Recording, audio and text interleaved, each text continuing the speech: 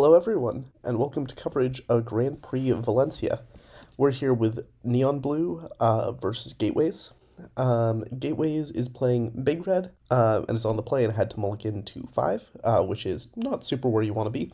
And Neon Blue is on Prowess, aka Breaking Bad, Meth Labs, lots of exciting names to use here. One thing to note is Gateways is playing a slightly more explosive/aggressive version of Big Red, which will be interesting in this matchup because Gateways definitely needs to play the control deck here. And this hand, oh, well, that Unrivaled Fireweaver really brings things together. I was going to say, this hand, like, it allows you to play decently defensively, but Ken isn't super where you want to be on its own. I'll be curious where Gateways, how Gateways plays this next turn.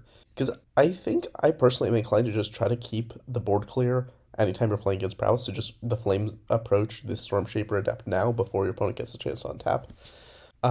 Neon Blue's deck is incredibly explosive. Like, it is very good at generating cards and mana, especially if it has a Heartforged Savant out, but in general, I think it is just very good at killing you in a very sudden amount of time if you ever let it untap with mana and a creature in play.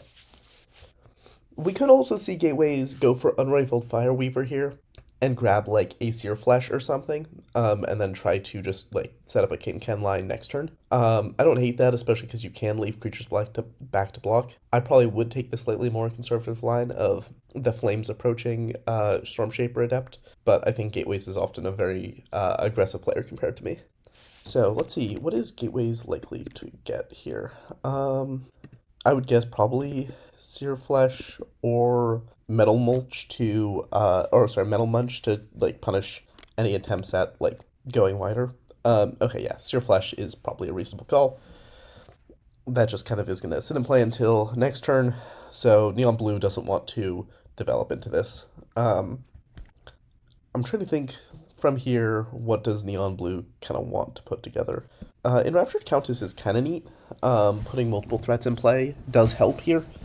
I think so. Goddess's Whimsy is definitely a thing to build up towards. I think if I was in Neon Blue spot, I would probably be looking to play Mountain, Pupil of Lightning, Scorch, Galvin Coal Line, and kill the Fireweaver and then swing for 6. Gateways can kill one of your creatures, but then you have the ability to untap with an Enraptured Countess and or Goddess's Whimsy next turn and kind of continue gassing back up. We might be seeing this the exact line I described. That's very exciting if so. I always like it when I properly call the line that is being taken. Which is going to get scorched. Oh, interesting. It's hitting the Extraction Mercenary. I don't think I would do that. I mean, Extraction Mercenary technically has an ability, but your opponent runs Ken, so you don't want to leave them with an Unrivaled Fireweaver, because that represents a larger value engine they can get going. If Gateways draws a land and can kill both of these creatures, People of Lightning doesn't grow from non-creature spells. That's awkward. Huh. A Rapacious Rattler is really scary. I mean, there's already a Sear Flash, so you're already going down a creature here. But Gateways just needs to draw into one more land, and they're in a really good spot. Oh my god. They're going to play Ken and hope to cantrip into a land. If they miss, they're getting super duper punished here. Fuck it, we ball, says Gateways. And never punished. Goddamn. So, yeah, Ken will name Unrivaled Fireweaver, we play out a Fire Heart Halls, Sear Flesh the Pupil of Lightning, swing 2, There's also an argument, too, Ken naming Rapacious Rattler also probably locks this game up, but, you know, I think if I'm Gateways here, I answer the Pupil of Lightning, and I don't know if I swing in or not. I think it's awkward because you really don't want to keep letting Neon Blue hit you in the face. Yeah, I guess if you're not gonna swing, you definitely don't hit the Pupil of Lightning. You hit the Stormshaper, but you don't want to let Neon Blue keep swinging freely at you. But you're at 17 life, like that's plenty of life, and you kind of want to wrap this game up as fast as possible. And Rapture Countess we will probably see a GG once Gateways gets to Rapacious Rattler both these creatures. I mean, even if Gateways didn't have the Rapacious Rattler, we would see the Flames approach kill 1, swing with Unrivaled Fireweaver, pick up like a Metal Mulch or Munch or something, and then, you know, Gateways is Neon Blue is still in off position. I think the only way to win here is going to involve like a really silly Goddess's Whimsy turn, but This feels like it's a very difficult situation to be in from Neon Blue's side of things. Fire Hearth Halls does help Gateways also close this out faster. We hit another land, another Fire Hearth Hall. So, yeah, we're just going to see the Rapacious Rattler 2 for 1. Yum yum. That's sorcery, right? Okay, yeah. I was like, is there any way to, like, pump your creatures in response? Not meaningfully, no.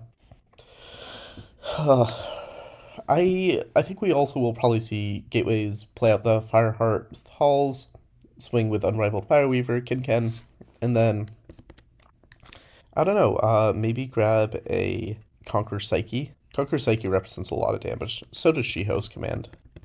I'm not sure there's like particularly that many ways for Gateways to screw this up and fumble the bag from this point on. Like, kind of just looking at it. Flame Caller's command, interesting. So that's, yeah, okay, that's a concession. That's not the one that I would have gone with, but that's an interesting pick. Okay, so we're seeing some sideboarding. Gateways doesn't have that much to side in because it's a Fireweaver deck, so you don't have that many sideboard slots. Presumably we'll see 2 Vicarious Dissonance because your opponent's on Prowess, so this kind of punishes them, but on the other hand, it also punishes you because they're an aggro deck and you're controlling, so hard to say. I don't really know what Neon is likely to board in. I don't think Forked Pillar is that good in this matchup. Your opponent does have some X2s, so maybe it's good enough, but I feel like they also have a bunch of X3s, so it's awkward. Definitely not an Imp Siege matchup. Maybe a Sleeveless Errand matchup, but that feels kind of questionable to me, and definitely not a Flame Point technique. But also with these aggro decks, you want to minimize how much you're sideboarding. The more you're sideboarding, the worse you're generally off. In terms of what's bad in this matchup, I think for Gateways, I'm kind of low on Ragavan just because your opponent runs a bunch of creatures. I think you want like all of your Doomblade-esque effects. Maybe Auros is like a little bit but you know, he's a Doomblade, so only so bad he can be. Gateways is ready to start, but Neon Blue is still in the tank for sideboarding. Alright, here we go. Neon Blue is on the play. Maybe players won't have to mulligan as aggressively this time, so let's see some opening hands. Yeah, if I'm Gateways, I think this is a snap keep. You have the ability to curve Daisy into a Tanya, which can just immediately kill a creature if needed. There's Scorch as well. Like, you have mana, you have answers, you have the ability to play the board. There are no lands in Neon Blue's hand. We did see a board in on Forked Pillars. I mean, I guess it does answer something like Daisy, so seems good enough. This hand initially looked a little bit sus, but this is a 2-land hand, or functionally with a Galvin Coal Line and the land. Strong Arm also helps. I think, okay, we're putting back a Pupil Lightning. That makes sense. You only need 2 Prowess creatures. Keeping Forked Pillar makes sense. Keeping Strong Arm makes sense. So Mountain, Storm Chaser, Galvin Coal, Line's Wing. Oh no, Enraptured Countess to have a higher damage turn 2, since you'll have 2 Prowess creatures. Yep, that makes sense. And this Saxon's going to immediately eat it to Forked Pillar, so definitely agree with the choice to board in Forked Pillars.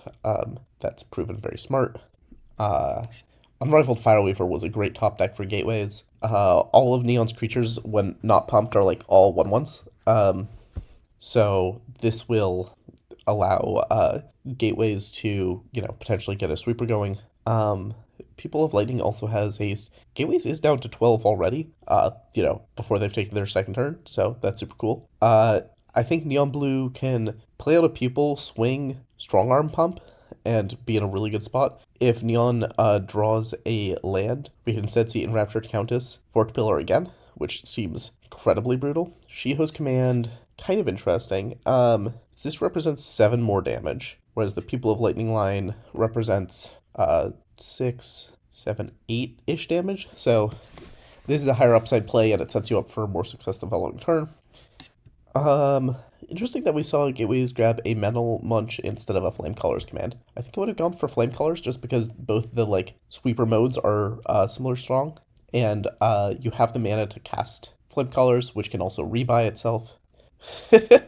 Yeah, Gateways knows this is coming, but I think, I don't know how forced of a block this is. I don't know. It mitigates like 2 damage, so it's not that bad. It means you're stabilizing at 8 instead of 6, which is, you know, better versus burn spells.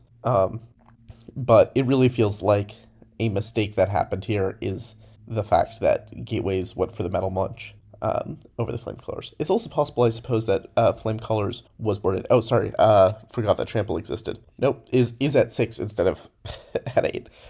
I mean, okay, look, can still Metal Munch, kill 2, and then can either Scorch another one or Tanya kill another one, depending on which gateways values more. I would probably value the Tanya in hand more, but, could go either way. You don't know the last card in Neon's hand, but the Prowess deck is a density deck, so they need to have a lot of material kind of lying around to kill you. So you could also be a little bit stupid and greedy and do Tanya plus and just, say to your opponent, you probably don't have it. That would have got a gateways killed. So it's good that they didn't make that call of you don't have it.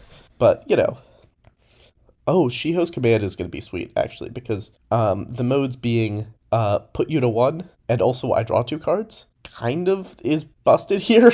For a brief moment, it's like, oh yeah, Gateways is basically stabilized, but I forgot that that's super not how this matchup goes. You don't stabilize versus Prowess.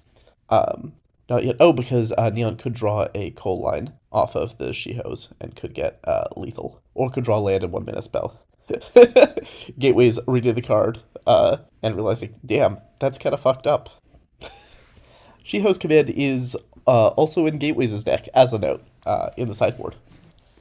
Okay, so we did not see another land or 0 mana spell, but there is a Scorch in hand, and Gateways is playing mono red, so there is not a notable amount of life gain. Yeah, was going to play Tanya, but Aros does the same deal. Point super doesn't matter. Still is a murder situation. I agree with Gateways on this. However, I do not think the request is going to be particularly heard. Alright, Gateways is ready to just run it back. No sideboarding changes. Again, I now agree with Neon Blue's decision to board in the Forge Pillars. We'll see if there's anything else that happens this time around. So Gateways is on the play, doesn't have any turn 1 plays, but turn 2 can Sizzle Mage out a Rapacious Rattler, which definitely seems good enough. You also don't need to play out the Rapacious Rattler on 2. I would probably play the Cinderhoof Minotaur.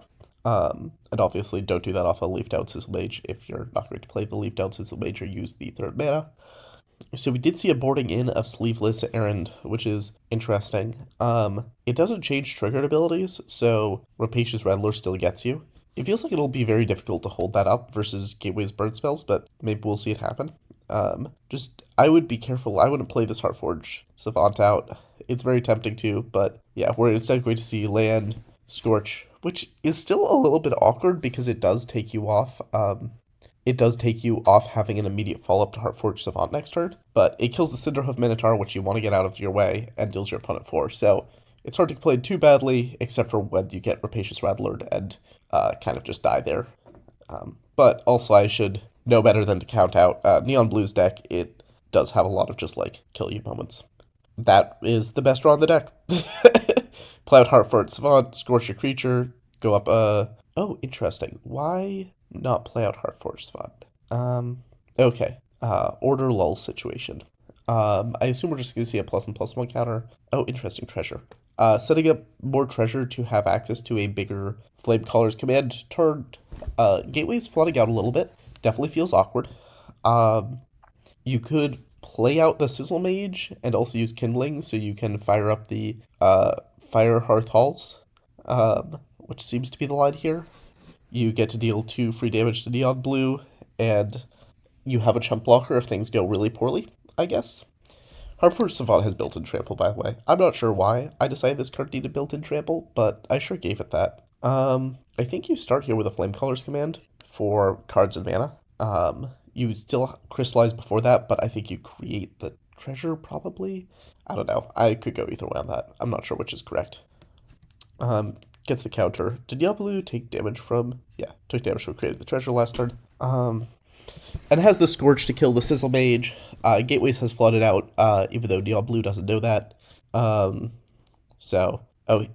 Adept is a great hit here. Obviously, you don't get treasure from casting it, but then you get to cast here with you. I think if I'm in Gateways' spot, I I think I would rather your opponent. I don't know. It feels really easy to just die if you give the deck 4 cards, but did draw into the Fireweaver, so I think that kind of validates that choice. Otherwise, it's going to die really quickly to those 1/1 beatdowns. Okay, so we did hit Forked Pillar and another here with you. So with this one treasure, we could cast Forked Pillar, make another treasure, cast Scorch, get a counter. That would deal us to 5 damage. And, oh, hasn't played a land out yet. God, okay. So you get a counter off this, both of them grow by 1. Then you cast another Scorch at face, both of them grow by 1. So you deal, like, 6 plus another 8 plus another 3. Yeah, you deal them 11, they're at 3 life. You have another here with you in hand. Feels pretty good. I guess you could also hold on to the treasure and Scorch. I think that would be a mistake, but I will admit I don't know the ins and outs of Prowess particularly well. If you're Gateways, how are you getting out of this situation? This Heartforged Savant has grown, like, big enough that you can't, kill it anymore, which is kind of cringe. Or you can kill it with Sear Flesh, but you can't kill it and the Stormshaper Adept at the same time. Yeah. You really didn't want to draw the, what is that, the 9th land? Yeah, the 9th land is not, part of the plan here. If there was another removal spell, maybe there's, like, a chance, but I don't think you're feeling good, even in the world where you drew the removal spell. 3 life versus the Prowess deck just feels like such an awful place to be. Neon Blue has 1, 2, 3, sorry, 1, 2, 3, 4, 5, 6, 7. No, sorry, has drawn 3 Scorches this game. So, 1 plus another 4.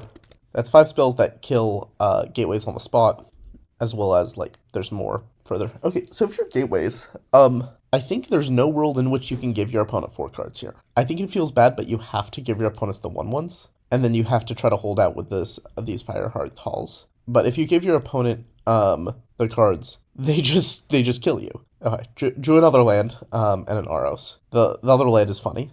I mean, technically speaking, not lethal this turn. Or wait, has Neon Blue... Yeah, Neon Blue has played a land this turn. So it can't Enraptured Countess plus Blade's Memory a spell. But I think if you're in Neon Blue spot, you just... I don't think you play out the Heartforged Savant. I might have swung there. You don't want to offer the trade. Yeah, so just hang back. You have almost guaranteed lethal next turn with Enraptured Countess.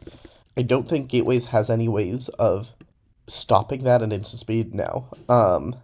If Gateways had boarded in the Sealed Riftways, which they presumably didn't, they can do something. And they can obviously throw some pressure at you with, like, Aros. That's a triggered ability.